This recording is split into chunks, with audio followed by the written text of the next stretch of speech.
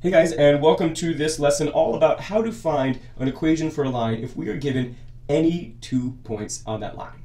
Now earlier, we have discussed a number of ways of creating equations for lines. And so for instance, the first way we explored a lot was if we were given the y-intercept of a line and we were told the slope of that line, we could find the equation no problem. So for instance, if we were told that the y-intercept of our line was -3 and that the slope of our line was 5/2, right, we knew that we could make an equation for that line, and the equation would be y equals -3 plus 5/2 times x. Not so bad. Another strategy we've used is if we were given any point on the line, not just the y-intercept, but any point on the line, but again, given that slope, we could find the equation for that line. So for instance, if we were told that the line contained the point, -6, 5, and the slope of the line were, -2/7, well, then we could create that equation in one of two ways. I mean, our normal point slope form of the linear equation, so let's see, y minus 5 equals -2/7 times the quantity of x plus 6, or as you may know, the way I prefer, y equals 5 minus 3/7 times the quantity of x plus 6. And now what we're going to do is, if you notice, both of these situations include us being told what the slope of this line is. But what about if we are just given any 2 random points in the line? Can we use that to create an equation for that line? And we can. And our general strategy is going to be, if we have 2 points that we know are on a line, we can find the slope of that line, right? We can find the change in the y-coordinates, we can find the change in the x-coordinates, we can use that information to find our slope, and once we have the slope of the line, we can use that slope and one of the 2 points, either one, doesn't matter, to create the equation using the point-slope form. So let's get right to it. Let's try to find the equation of the line containing the points -4, 32, and 7, 65. Now the first thing I like to do is visualize where these points are, and I just like to draw a really rough sketch. So I know that -4, 32 is in the second quadrant, right? If I were to draw a super rough sketch, it's somewhere in here, and 7, 65 is in the first quadrant, somewhere in here. So I'm just going to draw a rough sketch of just these 2 quadrants so we can see those 2 points. So here will be our y-axis, and I'm going to draw our x-axis such that we really get mostly the first 2 quadrants, so x and y. So the point -4, 32, let's just say, let's call this -4 on our x-axis, and let's call that 32 on our y-axis, and so let's draw that point right there. Totally rough sketch here. And the point 7, 65, that's in the first quadrant, and let's make this a little smaller, and let's call this 7 on our x-axis, and we'll call this 65 on our y-axis. Let's draw that a little nicer. Awesome, and so that point is going to be around there. Okay, no problem. So what we need to do now is we need to find the slope of this line, the line that goes through those 2. Oh, well done, Benji. Nice. Okay, we need to find that line's slope, and in order to find that slope, this is going to be just like we did with all the modeling problems before. Now this is the exact same kind of problem. We have 2 pieces of information, but this doesn't relate to anything in the real world. This is just an equation for a line independent of any real world description of a situation. All we need to do is find the change in our y values and the change in our x values. So let's start by finding the change in our x values. And let's start by kind of going this way along the line, right, from left to right, which is how we normally read our graphs anyway. So I think the change in our x values is going to be, that right there. How did our x value change in going from -4 to +7? Now you can also kind of ask, what is this distance right here? Well, I think it's 4 units from here to here, and then 7 more units from here to here, for a grand total of 11 units. And since we're going from left to right, that is a +11 change in x. One way you could formally find this is to say your change in x, if we're going from left to right, is you take your finishing x value and you subtract from it your initial x value. So we end up with 7 plus 4, so indeed 11. So that's our change in x. Our change in our y values is going to be in hot pink, that right there. So going from, once again, left to right, this point to this point, we've gone from a y value of 32 up to a y value of 65. We definitely know our slope is positive. And so I think that, what is this distance? I think it's what, 33? 33. But of course, to find our change in y, you could formally say, well, it's our finishing y value minus our original y value for a grand total of 33. And we do have a ratio here. Our slope in this case is 33 over 11, which does simplify nicely to 3. So we've got a slope of 3. That's phenomenal. We can use this slope and either one of these points to create our equation in point slope form. So our options are, using this guy first, we can say y minus 32 equals 3 times the quantity of x plus 4, or as you know, I prefer y equals 32 plus 3 times the quantity of x plus 4. You could just as easily have used the other point. You could have used, I'll do this in another color. So many colors, right? Let's go brown. Could have used this point as well, and you could have done y minus 65 equals 3 times the quantity of x minus 7, or as you know I prefer, y equals 65 plus 3 times the quantity of x minus 7. And you are welcome to put either of these into slope-intercept form, and I will leave that to you in case you'd like to. I do want to make a note. That we read this graph from left to right, and that's what I tend to do, and I invite you to do the same. But if for some reason you decided to kind of read it the other way and kind of read it going from this point down to that point, you can as well. It's going to change what these quantities are, but it's not going to change the slope. Of course the slope is going to be 3. It has to be 3. It's like it's the exact same line. So I'm going to find some space to do a few more calculations here. All right, we made some space, and I'm going to do all of this work in green to show that it kind of coincides with this direction. If we went from right to left, we're still going to find our slope. We're still going to find the change in our y values and the change in our x values.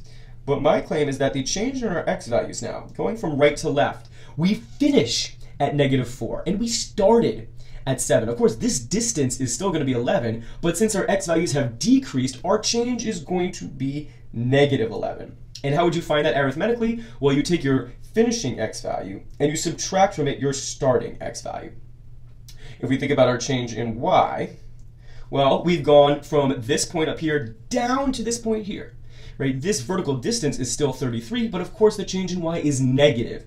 So our change in y will be -33.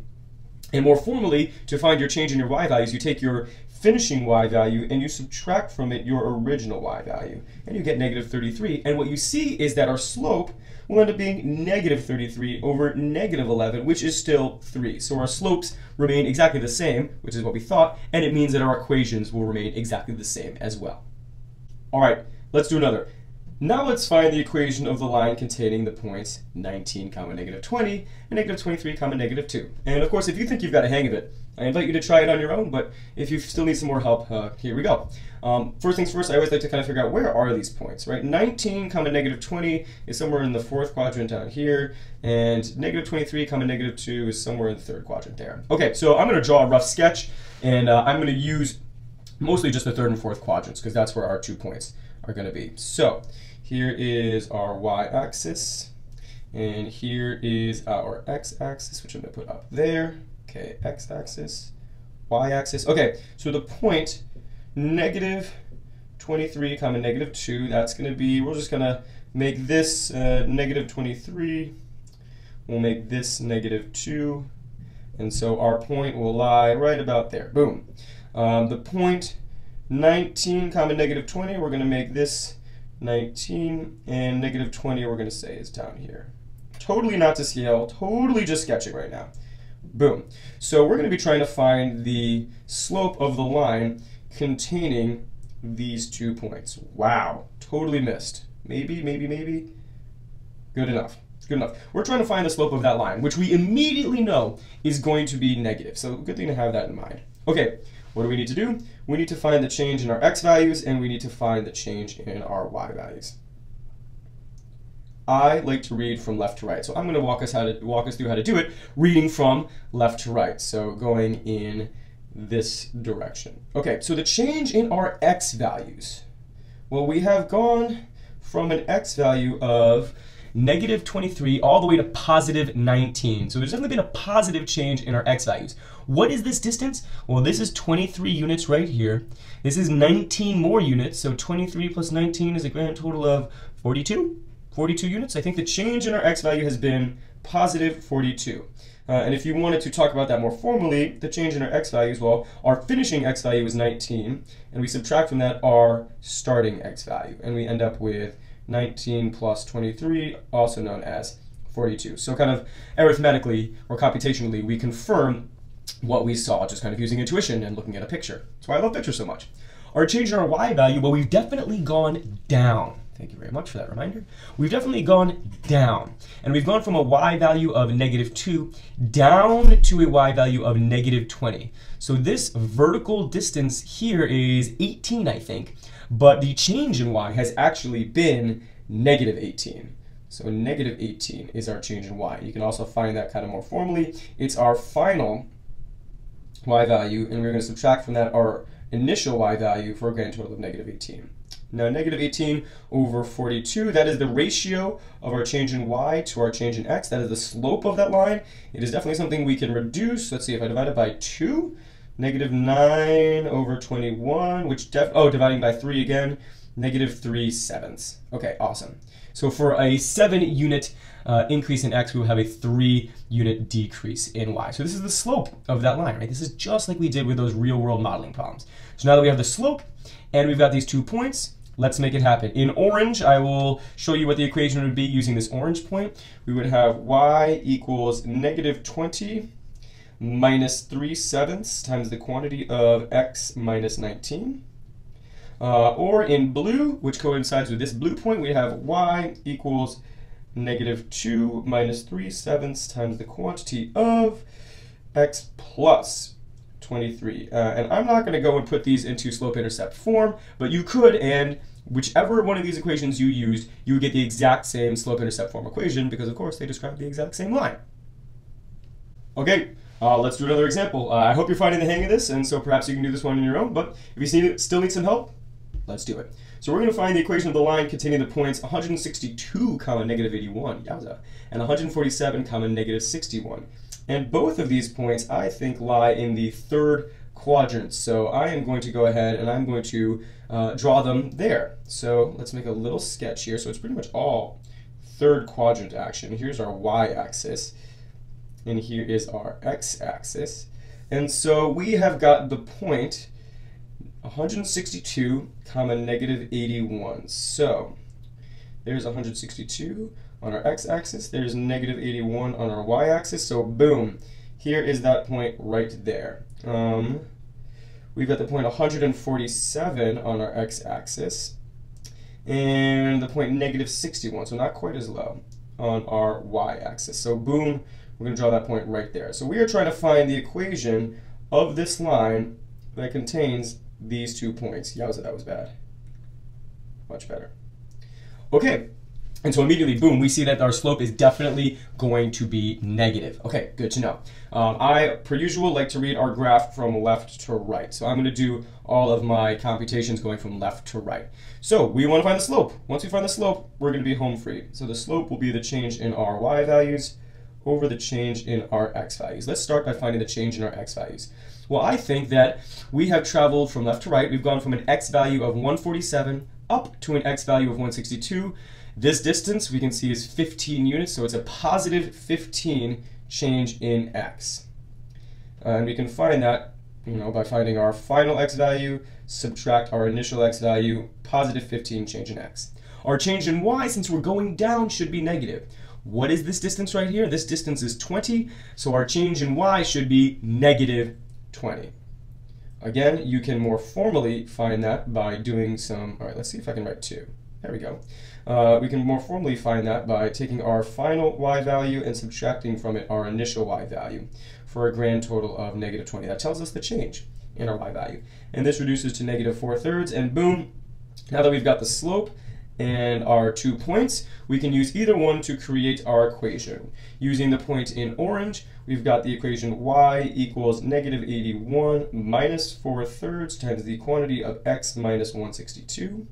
Or using the point in blue, we've got y equals -61, once again minus -4/3 times the quantity of x minus 147. I'm not going to put these into slope-intercept form. I trust that you could, and they should be the exact same equation because they describe, again, the same line.